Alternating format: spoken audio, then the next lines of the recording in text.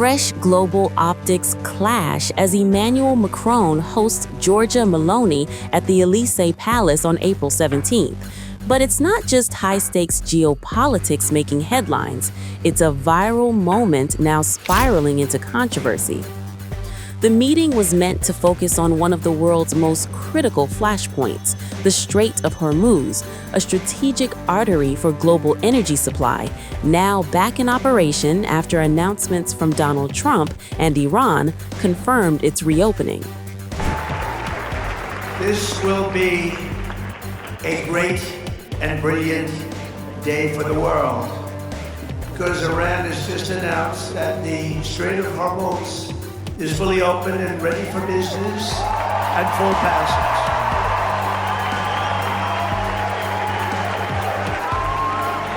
But the naval blockade, with the greatest navy in the world, from the greatest military the world has ever seen, we built it. During my first term, we built it. They said I was crazy. We weren't so crazy, were we? Will remain in full force and effect as it pertains to Iran until such time as our transaction with Iran is 100% complete and fully signed. Meloni welcomed the development, signaling Italy's readiness to contribute to securing the vital waterway, while Macron, alongside UK Prime Minister Keir Starmer, pushed forward plans for an international mission, with military-level talks set to take place in London. But diplomacy quickly took a backseat, because a brief, awkward exchange between Macron and Meloni, a kiss caught on camera, has detonated online. The clip of the French president's welcome gesture went viral within hours, and the backlash was swift, brutal, and deeply personal. Social media users tore into Macron's conduct. One wrote, "Macron's behavior is unacceptable. He should focus on the French people." Another comment went even further, claiming, "She looks dejected. I'm embarrassed for her." Some reactions turned harsher. "She's terrified. That guy is a monster," one user posted, while another questioned, "Forced kiss? She seems surprised." The narrative quickly shifted from diplomacy to discomfort, and while there is no official statement suggesting any misconduct, the optics alone have fueled a storm, with critics dissecting body language, expressions, and intent frame by frame. What makes this moment even more layered is the political backdrop. Meloni has previously found herself at odds with Trump over issues including the Pope and tensions linked to Iran, adding another dimension to an already fragile geopolitical equation. So, while leaders discuss securing one of the world's most sensitive maritime routes, the internet is locked onto a different flashpoint entirely. Because in global politics, sometimes the smallest gesture creates the loudest noise.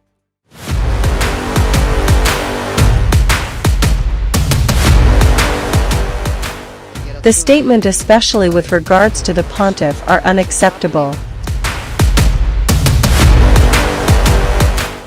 There's nothing to apologize for. He's wrong. There's nothing to apologize for. He's wrong.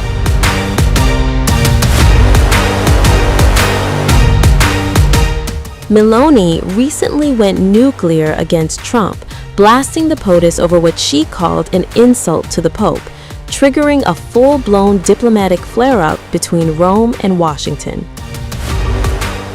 Giorgia Meloni took direct aim at Donald Trump, slamming his remarks about Pope Leo XIV as unacceptable.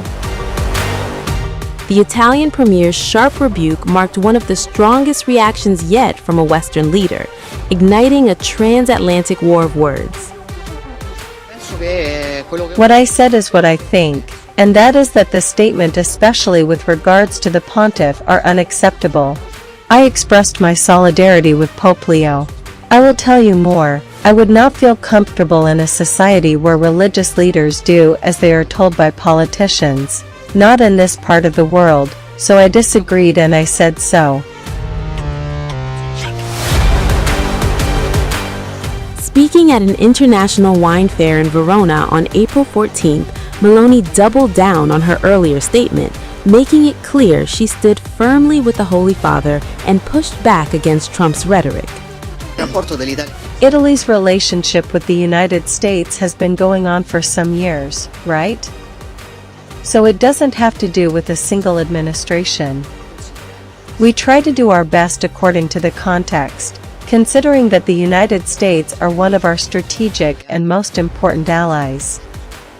But when you have friends and when you have allies, especially when they are strategic ones, you must have the courage to speak when you disagree. This is what I do every day. When I agree, I say I agree, and when I disagree, I say that I disagree, because I believe this is good for Europe, the United States, and the West in general. Trump fired back in an interview with the Italian newspaper Corriere della Sera. "I'm shocked at her. I thought she had courage, but I was wrong," the US president said. Escalating his attack, he added, "Giorgia Meloni doesn't want to help us in the war. I'm shocked." Questioning Italy's stance, Trump asked, "Do people like the fact that your president isn't doing anything to get the oil in Iran? Does she like it? I can't imagine." He then turned the tables, declaring she is the one who is unacceptable because she doesn't care if Iran has a nuclear weapon and would blow up Italy in 2 minutes if it had the chance. The clash erupted after Pope Leo XIV criticized the U.S.-Israeli war with Iran, prompting a fierce response from Trump. Yet the U.S. president refused to walk back his comments. Addressing reporters at the White House on April 14th, Trump declared he would not apologize. He went public, Trump said of the pontiff, insisting he was just responding while defending a now-deleted social media post that triggered global backlash. "Oh, Pope Leo, an apology. Will you apologize?" No, I don't. "Oh, Pope Leo, an apology. Will you apologize?" No, I don't.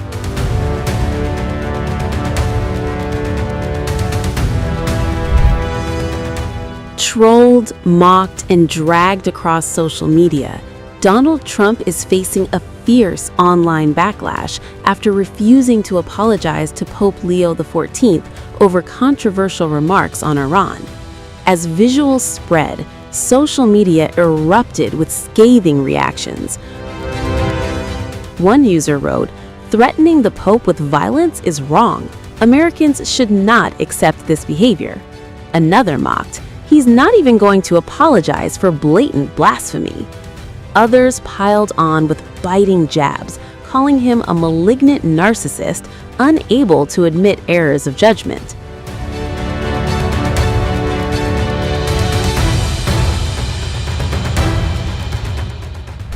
"Oh, Pope Leo, an apology. Will you apologize?" No, I don't, because Pope Leo said things that are wrong.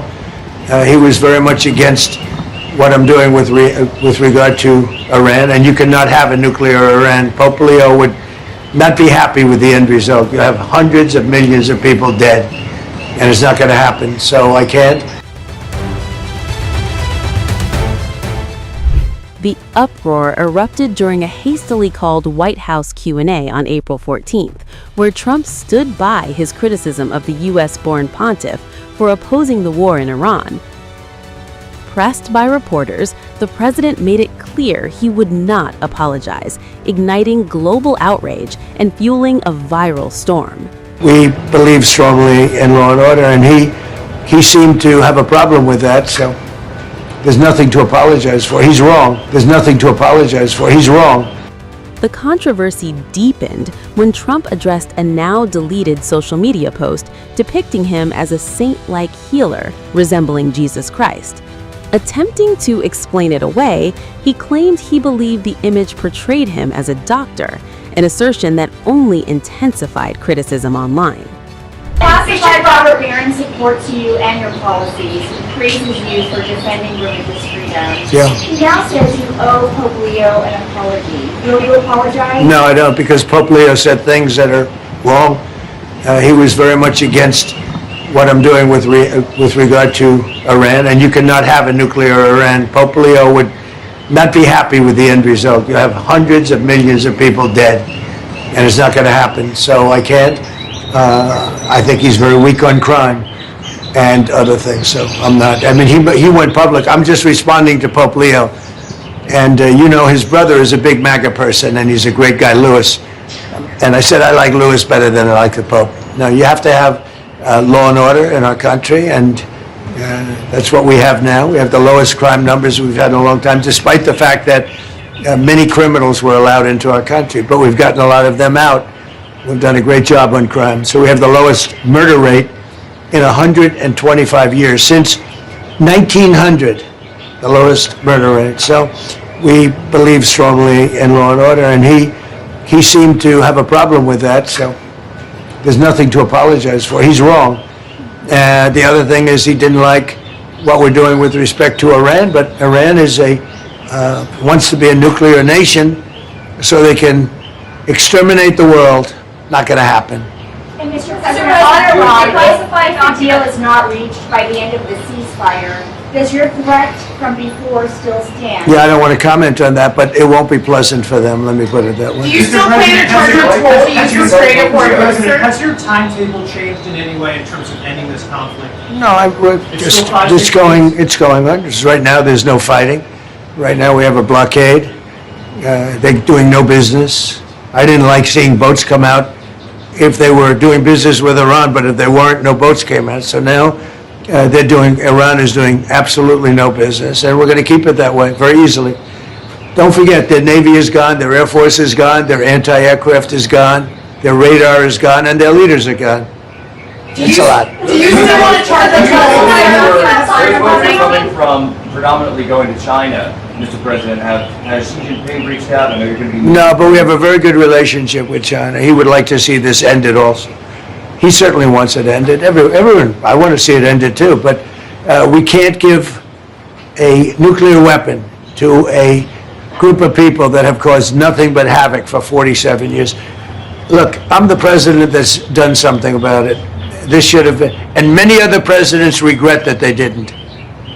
Yeah, so I'm doing something about it. Ukraine impeachment documents that were just declassified show that Eric Charamella not only submitted false information, but that he had no direct knowledge of the alleged conversations. All hearsay. Do you feel vindicated by those? Yeah, I do. They're a bunch of crooked people. You're talking about with respect to all of the things that they put against me? Yeah. Well, it's come out that in so many different ways. Thank you very much for that question. I appreciate it. But in so many different ways, the election was rigged. The 2020 election was rigged. We found that out. What you just said is just a piece of that. It's a big piece, but minor, relatively speaking, compared to what they did. They cheated in the election. They cheated on the vote. They cheated in every way possible, and it's the only way we got an incompetent man to be a president. And he was an incompetent man. Many of the things that we're talking about, even including this would have been settled a long time ago, not now. And it should have been settled by other presidents. But the election was a rigged election. We can't let that happen to our country. It's concealment of exculpatory information. What should happen? Well, it's a very serious charge against them and the Democrats. They cheat. They can't get elected with their policy. So their policy is no good. They want to have, open borders. They want to have men playing in women's sport. Do you think that men should play in women's sports? I really don't have an opinion on that. You don't, I'll bet No, you do. No, I'm here about no Pizza. tax on tips. Yeah, okay. Madam President, can you say your name, please, and deliver to the White House? Yeah, go ahead, please. Thank you, Mr.